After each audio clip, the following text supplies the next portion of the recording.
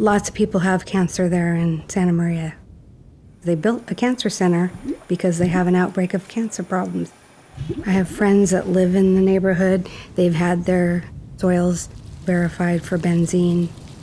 And then other stories, teachers that, ended up with brain cancer and tearing down their house when they're gone.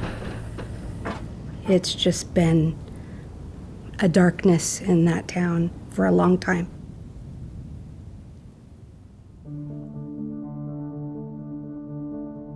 This was the first opportunity to own a house. It was a fenced-in backyard, a place for the kids to play. This house was their dream home. They literally went and saw the land, envisioned what they wanted it to look like, built this home, and started to raise their kids there. In 2014, I had this cold that would just never go away. And then I had real severe back pain, so my personal doctor said we need to go get an MRI. And the MRI came back and it showed lesions up and down my spine and a tumor about the size of an egg on the lower spine. I was 63. He said, "You've got about 3.5 years to live." Every time we would go back to Santa Maria, California, where we grew up, I would always just want to go through the neighborhood. My school was there, my church was there, my whole life was in that area. When I first realized that our house was missing was a shock. I didn't think too much about it. Okay, I don't know why they destroyed it. But a year later, 2018, I started thinking, well, why did they do that? And I went and did a research of the news articles, Santa Maria Times, and they had all these articles about all these people's houses had to be destroyed because there was soil contamination. You go to the neighborhood now, and it's this wonderfully idyllic suburban neighborhood. But what they didn't know at that time is that before it looked like this idyllic Pismo dunes, beautiful coastal sand, it was an immense oil field operation.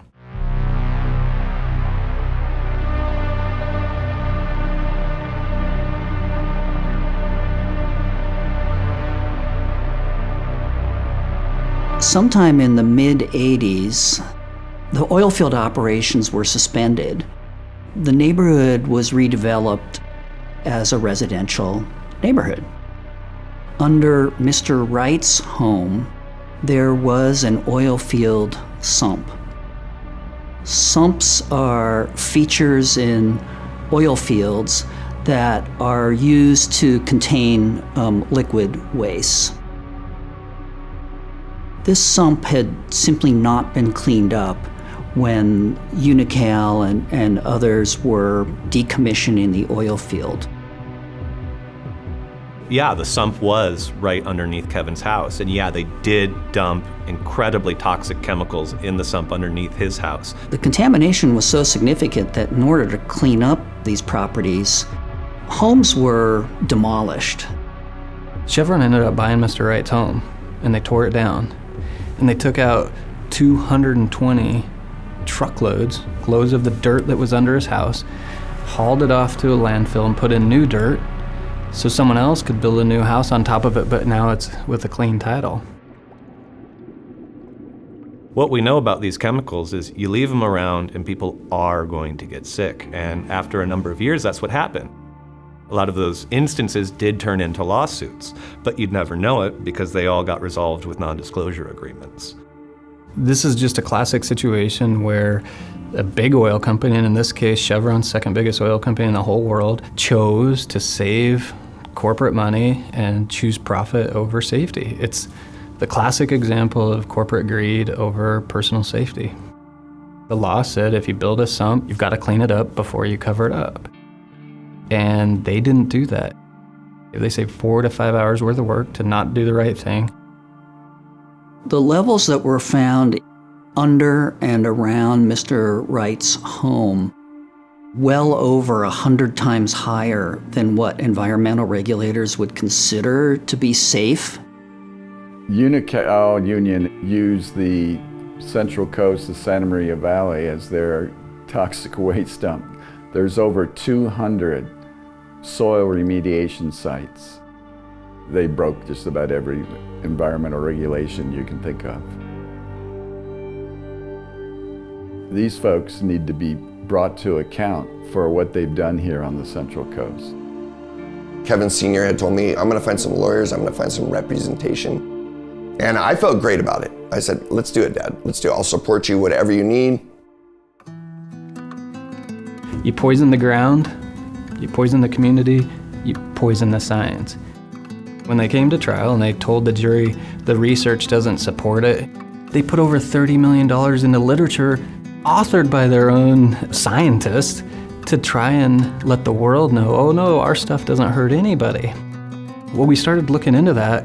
The authors were the oil company's toxicologists, and that's how they poison the science. And if you do that, you might just get off if you get the right jury.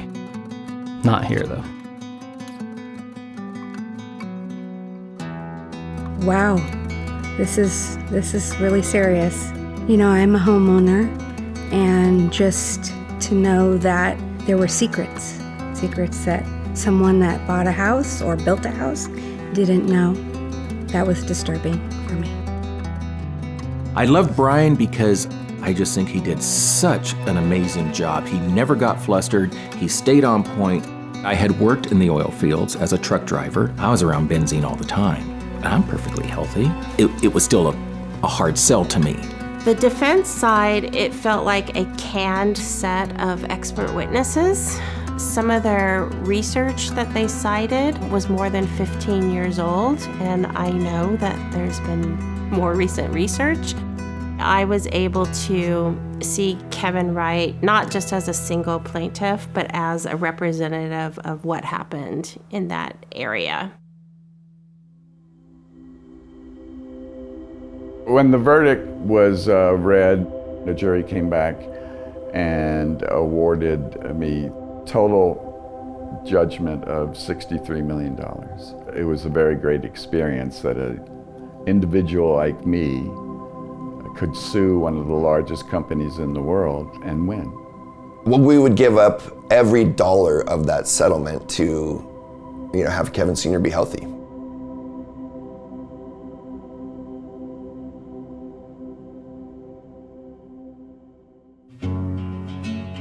Chevron's a $300 billion company. That's what we're up against. It truly, every time, is David and Goliath. What games are they going to play? What are they going to continue to hide? What experts are they going to hire to deny it? And then to have a jury hold them responsible, it's a special, special feeling. Had they come to this jury, or any other jury, and said, you know what, they're right, we're sorry, we're here to figure out a fair value, they wouldn't have got hit like they did. But they don't want to do that because they want to roll the dice that they'll fool a jury. They're standing their ground, they're forcing trials to happen. This isn't a jury that's out of control. It's their behavior that's out of control. And that's why they are where they are.